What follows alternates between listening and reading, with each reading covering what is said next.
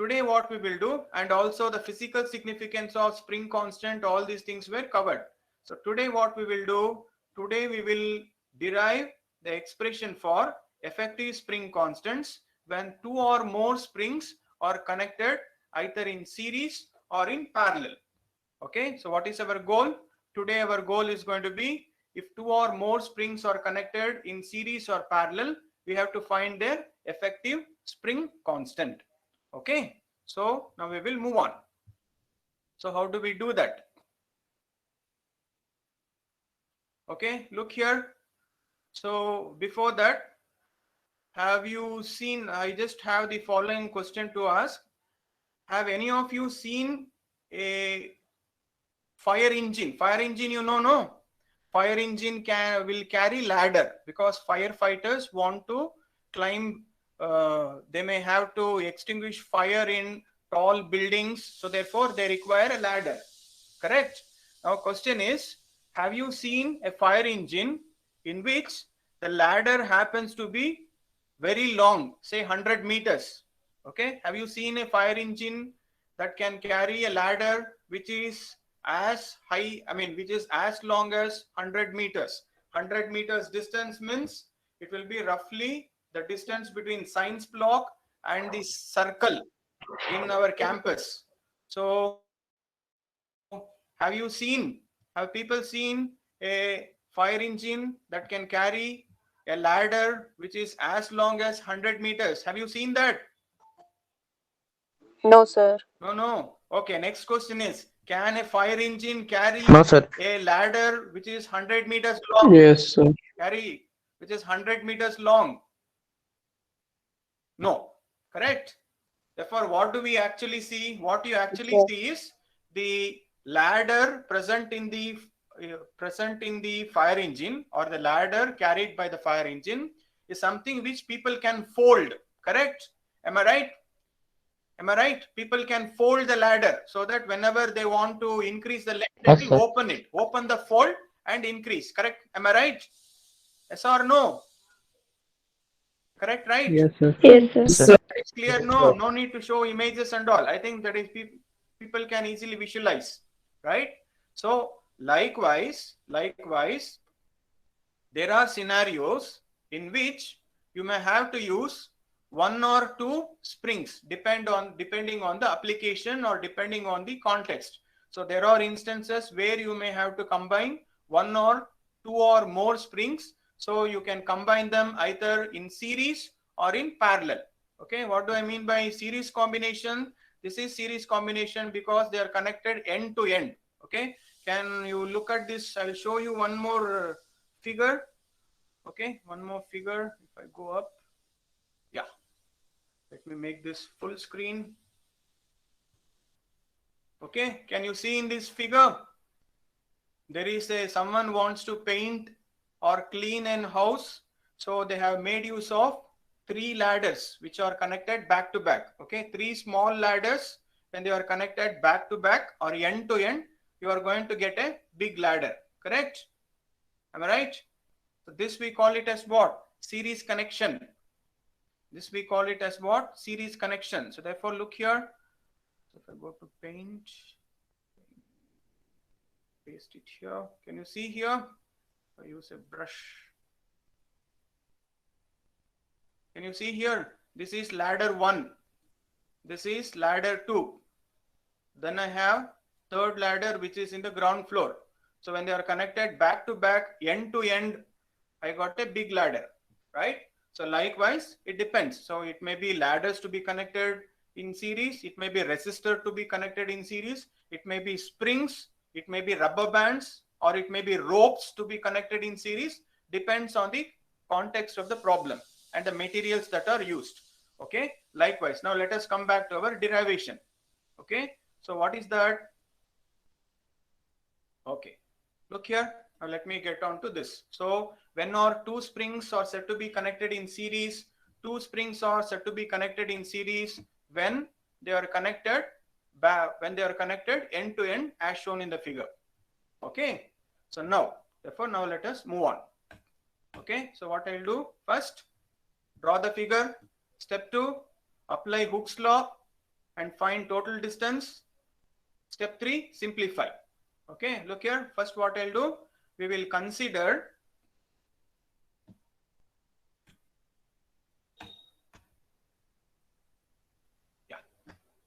so look here, I'll consider two springs of spring constants K1 and K2 connected in series as shown in the figure 7. Okay, figure 7 is this. So what does that mean? For example, if I take this figure, if I extract this image, copy and paste it here.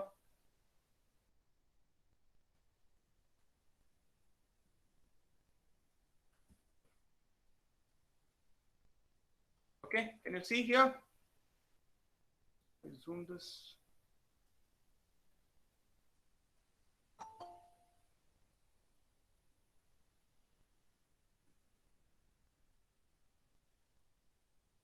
Yep. Someone wants to join still.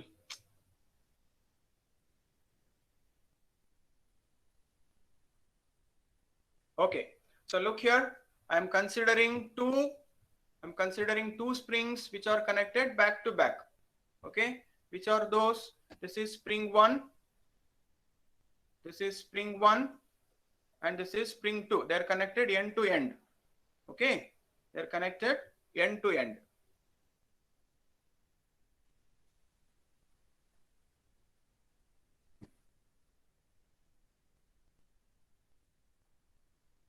Okay, now look here, next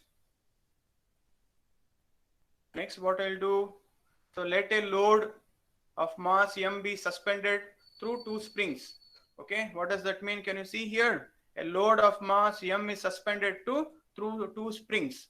So look here, that is what is being shown here.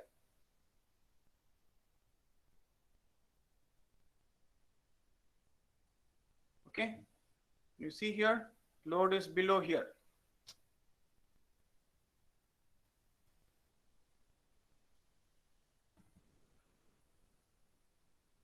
Okay, load is below here.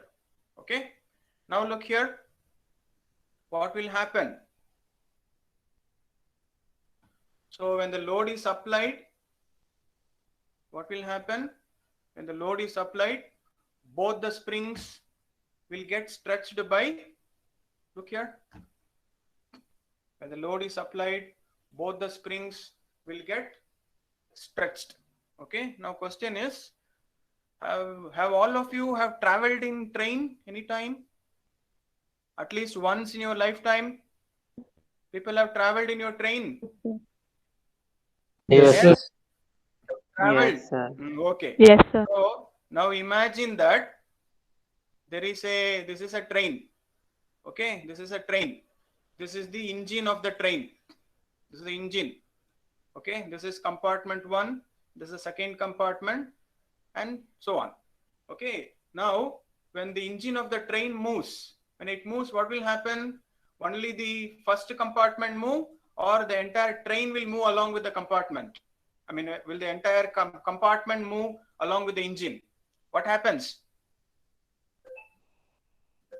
The entire trains, all the compartments will move, no? Or is it that only S1 coach S1 will move? No. All the set of 28 coaches will move when the engine pulls, correct? Am I right? Likewise, when a mass m is suspended to the spring, then both the spring 1 and 2 will get extended. Okay, so both spring 1 and 2 will get extended. So therefore, look here. So what is the next thing? Let x1 and x2 be their respective elongation. What is x1? If I apply the load, the spring x1 would have got extended by a distance x1, and the spring K2 would have got extended by a distance x2. Therefore, total extension is going to be x is equal to x1 plus x2. This is clear? Okay. So in that case, what happens? The total elongation of the spring is given by the total elongation or the total stretch Total amount by which it gets stretched is given by what? X is equal to x1 plus x2. This is step 2. Okay. So what is step 2? Step 2 is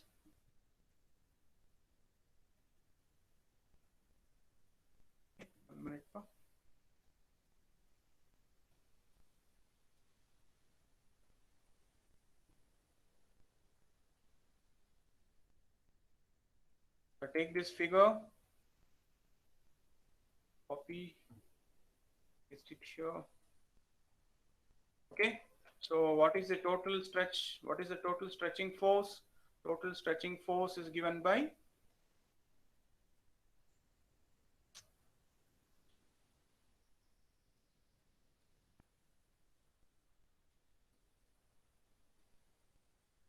okay, I think now people can see. What is the total stretch given by?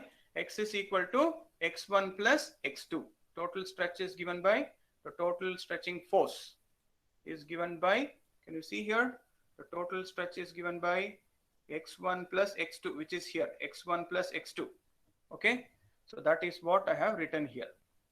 That's what we have written here. The total elongation of the spring is x is equal to x1 plus x2. So let me write it here. Call this as equation 1. Okay, call this as equation 1. Okay, now look here. Now what we have to do by applying Hooke's law,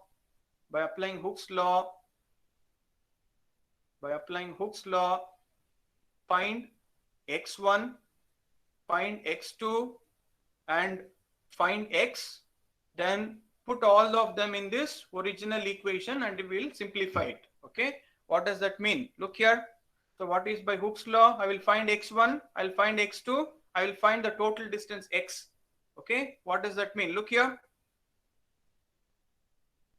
So what is Hooke's law? Hooke's law is this: force is equal to spring constant times K. Can you see here? I'll go to my PDF file. Yeah. Can you see here? What is by Hooke's law? What is Hooke's law? Force is equal to minus Kx. Okay. For series combination, what I have to do? We have to find x1, x2 and x. So what is x1 given by? Look here. Therefore, what is x? X will be equal to force by K. Correct? No. So x is equal to force divided by spring constant K. Therefore, what does that mean? For the first spring, the extension x1 will be equal to force divided by K1, which is the spring constant of the first spring. Then for the second spring, x2 will be equal to force divided by K2. And for the third, for the combined, for this combination x, which is equal to this, what I will get?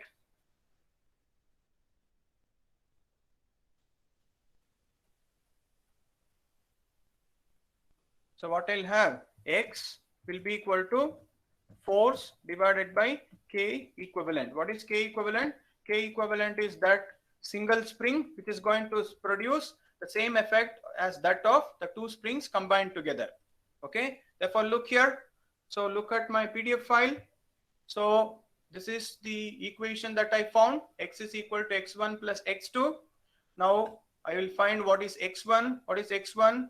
X1 is equal to F by K1. That is by Hooke's law. I'll call this as equation 2. By Hooke's law, what is the expression for x2 given by?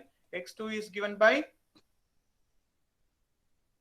x2 is equal to F by K2, which is equation 3. And if both the springs happen to be replaced by one single spring, then we can write it as what? X is equal to F divided by F equivalent. That is what I have precisely shown in this doc file here. Okay, right? Now what I will do?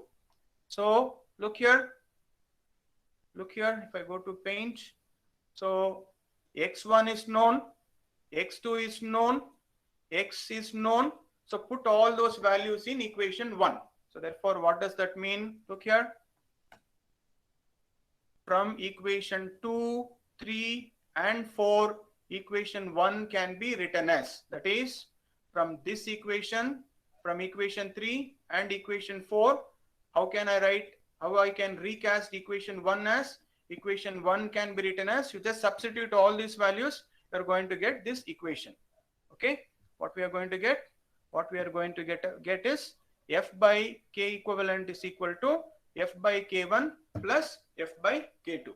Suppose I copy this and paste it here. Okay, can you see here? What are the terms that gets cancelled? The terms that gets cancelled are F and F gets cancelled here. So F will get cancelled here, F gets cancelled here, and F gets cancelled. Correct? Therefore, what you are going to get, the effective spring constant is given by 1 by K equivalent is equal to 1 by K1 plus 1 by K2. That's precisely what we have arrived at. So when F gets cancelled throughout, what is the effective spring constant given by? 1 by K equivalent is equal to 1 by K1 plus 1 by K2. This is clear to you all? Okay, is this clear? Any doubts? So if two or more springs are connected in series, Sir. What is the effective spring constant of this combination given by? It is given by 1 by K equivalent. 1 by K equivalent is equal to 1 by K1 plus 1 by K2.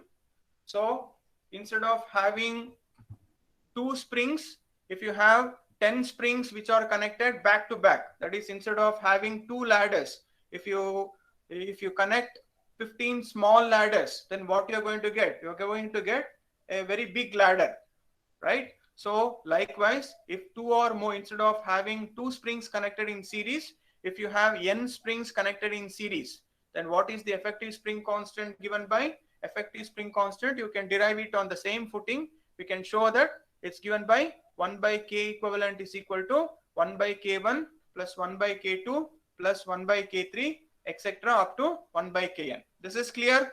This is clear to you all? So we derived the effective spring constant expression for effective spring constant when 2 or more springs are connected in series. Series means what? End-to-end connection. Understood? And I gave an example. You may have 2 small ropes, but your well may be very deep. So in order to fetch water by using 2 ropes, what you are going to do? You will tie them back to back so that you are going to form a longer rope and fetch water from the well. Correct? No? Same thing. 2 ladders, fire engine having 10 folds, all one and same. Is this clear? Next, we will see. So any doubts so far?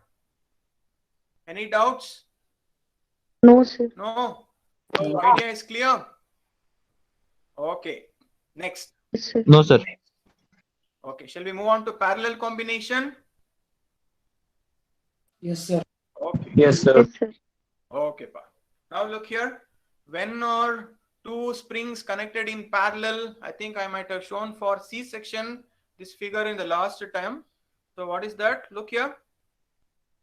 I'll make it full screen.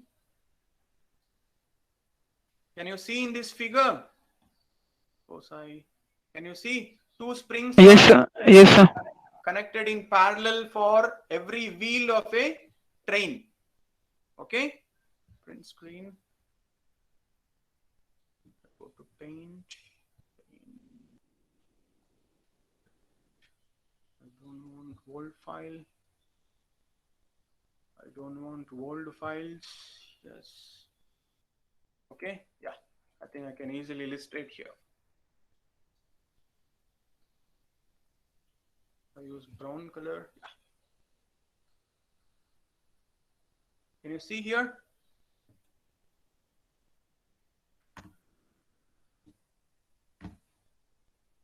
Okay, can you see here? There is a problem in my mouse. Yeah, I think now it's fine. Can you see here? 2 springs are connected in parallel. Okay, so that the wheel or the carriage of the train is can be supported properly. Okay, so therefore this is clear, and you will see that this exists whether it is it's a bullet 2-wheeler or it's an Activa Honda, wherever you see, or even for a car there will be springs attached to this. We call this as spring absorber. Okay, therefore as the train travels along the track, it will get tilted up and down. Okay, so because of the presence of these springs, the travelers or the passengers will not feel the jerk. All they feel is as though they will feel the cushioning effect. That is, cushioning effect means what? As though they are jumping on a sofa. So that effect is being brought by these springs which are connected. Okay, clear? No? And look here, this is a very fat spring. Okay, so I think now we'll move on. So before we do that, so one more analogy. Can you see here? So this exercise, we call it as push-up exercise. Okay, this exercise we call it as what? Push-up exercise. On paint.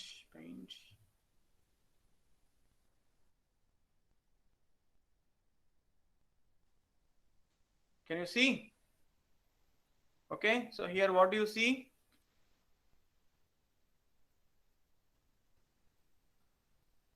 So you can see here that the person is holding a, you can say, an iron bar, or it can be a slab, and he is performing. So he will use his hand and he will move up and down. Okay, this exercise we call it as what? Push-up exercise.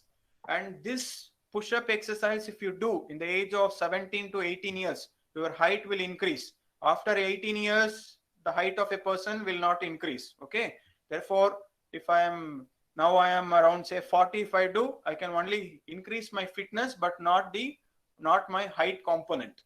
Okay, so therefore, can you see in this figure what is this athlete doing? He is doing this push-up exercise up and down. Okay, so if I have time in the end, I'll show the video. Right now, let me go to the concept. So in this case, what do you see? Look here. Next question is it recommended to perform this push-up exercise using one hand? No. Okay, so can we do this push-up exercise using one hand? Just look here.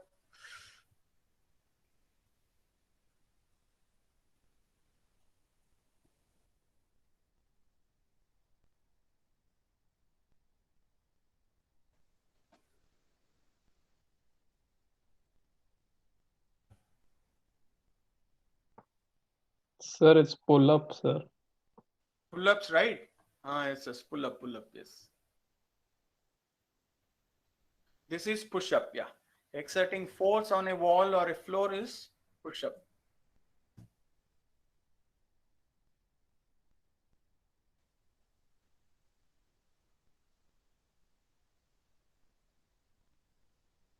Yeah, can you see here? Hi, I'm Simon, and I specialize in calisthenics, which is building strength through bodyweight training. Welcome back, YouTube. In this video, I'm going to give you a full increase their blood. So, break free from that. Okay, can you see here? The athlete is performing pull-up exercise. Okay, is performing the pull-up exercise. Okay, I think this is enough. Okay, so can you see? Let us go to paint. So therefore, can you see here the athlete is performing pull-up exercise. Therefore, in this case, next question is it recommended to do using one hand? Answer is no, because it can give rise to fractures. Okay, therefore you have to do this using two hands. So when we do this exercise, what will happen? The entire weight acting downwards of a person, it gets distributed into two hands. Okay, that is F is equal to F1 plus F2. Okay, clear? This is the concept. So same thing comes here. Now let's walk through the derivation. Okay, let us walk through the derivation. So here, look here. So here two springs are connected in parallel. Two springs are connected in parallel. Correct? No. Therefore, in this case, what happens? So I will consider a load suspended through suspended through two springs with spring constants K1 and K2 as shown in the figure. Okay. So what happens? Simple, don't worry too much. Here what happens? The weight acting downwards will be equal to the weight present in each spring. Okay, what does that mean? Look here. Suppose I copy this image. Okay, suppose I copy.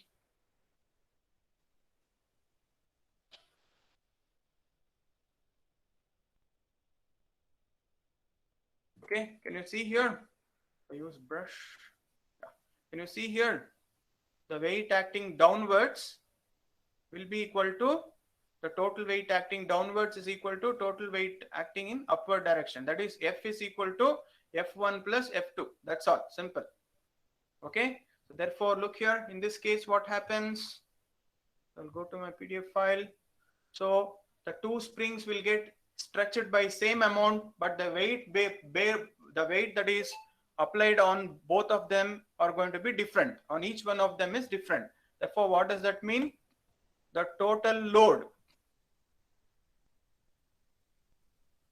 load across two springs is given by F is equal to F1 plus F2. So therefore, what I will do, I will take this equation, okay, copy and put it in my paint. Okay, now what I'll do, by applying Hooke's law, look here, by applying Hooke's law, find F1, find F2 and find F. Okay, I'll call this as equation 3, this as equation this as equation 2, this as equation 3, and this is equation 4. So from 2, 3 and 4, this equation you can rewrite it as what? That's what we are going to see. Okay, therefore what does that mean? Look here, from Hooke's law, what is F1? F1 will be equal to K1 times X. What is F2? F2 will be equal to K2 times X. And if the two springs happen to be replaced by one single spring, that is going to produce the same effect as that of the combined springs, then I can write F as equal to K equivalent into X. Okay, what does that mean? Look here, let me go to my doc file. Okay, look here, for parallel combination, F1 can be written as K1 times X, F2 can be written as K2 times X, and F can be written as K equivalent into X. And if I substitute these values, okay, in this equation, what I'm going to get? What you're going to get is this equation. Okay, so we will get K equivalent is equal to K1 X plus K2 X. Okay, so here what are the terms that gets cancelled? Okay, look here, if I paste it here, if I use say black color, what are the terms that gets cancelled? The terms that gets cancelled are, so here what are the terms that gets cancelled? Look here, X gets cancelled,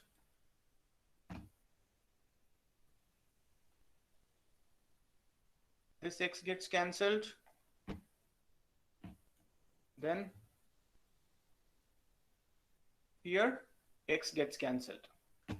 Okay, then what you are going to get? K equivalent is equal to K1 plus K2. Okay, can you see what are the terms that gets cancelled? The terms that gets cancelled are X will get cancelled here, it gets cancelled here, it gets cancelled here, then it gets cancelled here. Therefore, what you're going to get? What I'm going to get is K equivalent is equal to K1 plus K2. So this is clear. This is clear to you all. Okay. Yes, sir.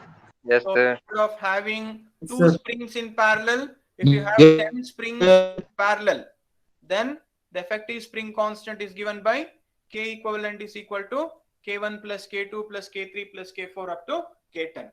Understood?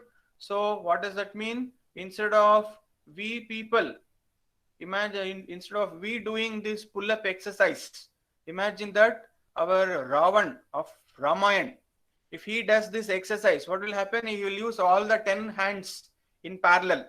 In that case, what is the effective spring constant given by K equivalent will be equal to K1 plus K2 plus K3 up to Kn. And that has been extended or generalized for n springs here. Is this clear to you all? I think the concepts I try to illustrate as convincingly as possible. Okay. Anyone has any doubts? So understood? If two resistors are in series, what is the effective resistance given by?